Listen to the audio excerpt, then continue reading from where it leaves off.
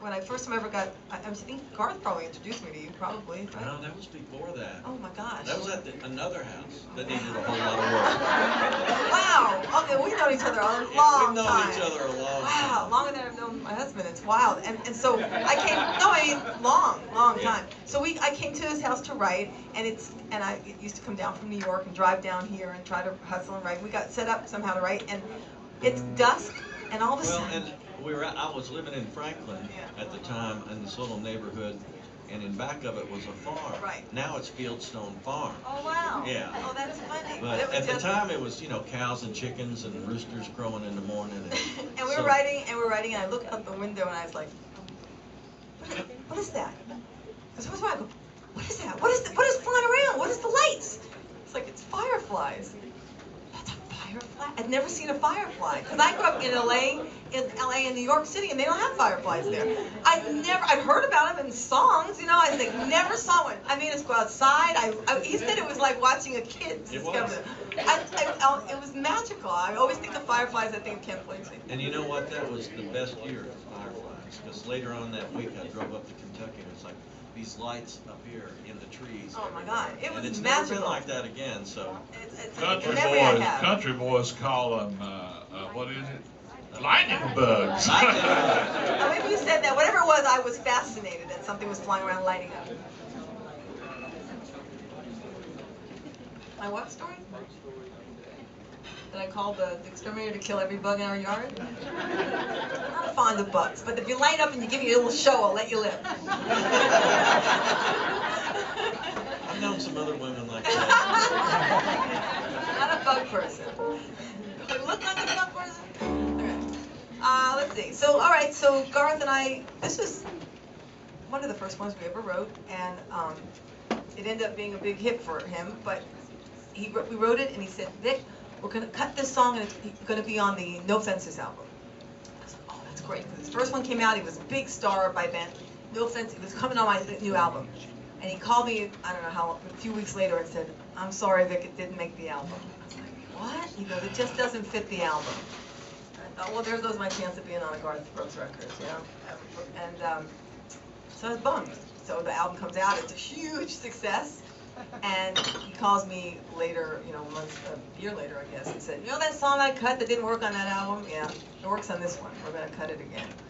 And he did, and it was changed my life. It was one of the first number ones I had. Actually, the first number one I had was with Doug Stone, who's here tonight.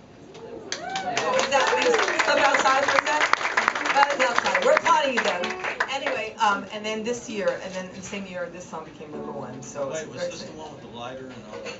Oh yeah. You got to tell that part of the story because it's. All right, so we wrote this in my little house in East Nashville, and nothing was coming. We were so blank, nothing. We were there for hours just throwing out bad ideas. So all of a sudden he said, "You know what? Just play some music. What's on your CD player?" And I was like, "Well, I just got this new James Taylor album. Play it." So I played it, and sometimes when you hear music, it doesn't make you copy it. It just frees your mind to kind of just go somewhere. And so we're just listening to James Taylor for a little bit, and all of a sudden he goes, "I got it. Turn it off." Turn it off, and we wrote this song. And we're sitting in my apartment, in my house, and he's sitting on the floor, I'm sitting on the couch, and he's playing it over and over again on the boombox.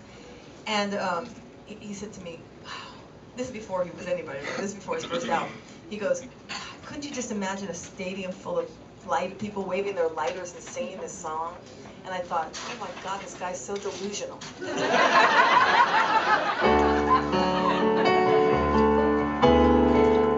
And I also tried to talk him out of using the word vessel. I thought that was an ugly word. I've learned that vessel right now, my favorite word ever.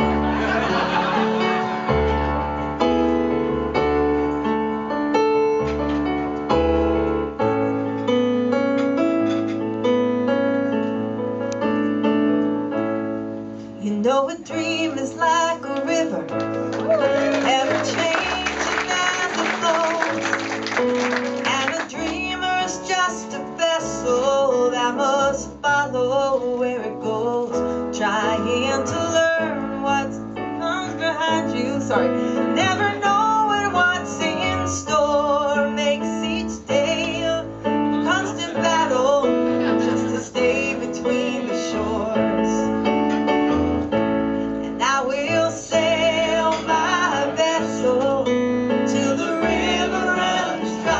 guys know it.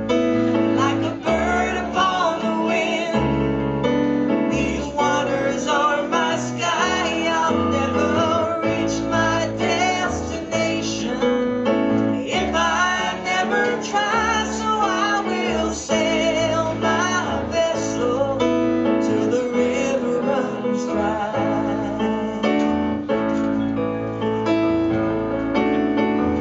Too many times we stood aside and let the water slip away till what we put off till tomorrow has now become today. So don't you sit upon the shorelines and say you're satisfied.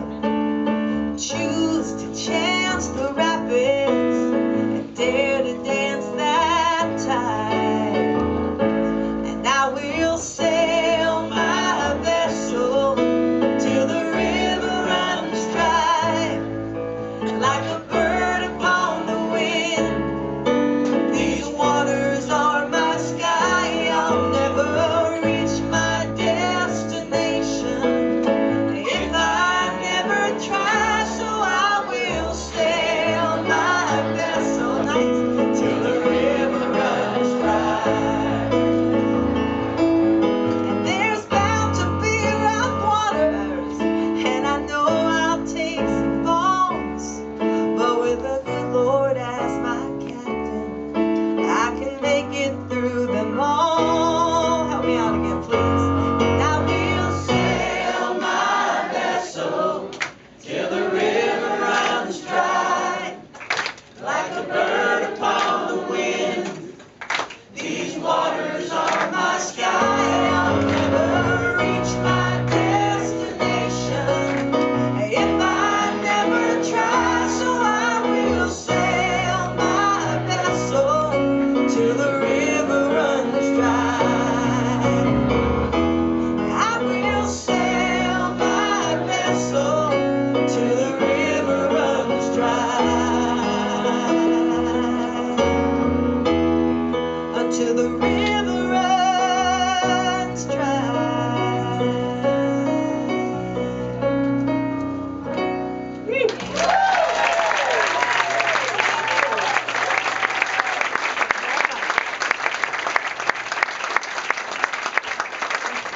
Isn't it funny how you can sing a song over and over again, all of a sudden blank on the lyrics? It happens, you know, it's really funny. And nice singing, Mom. I heard you singing nice and loud on that chorus. I love that. My mom.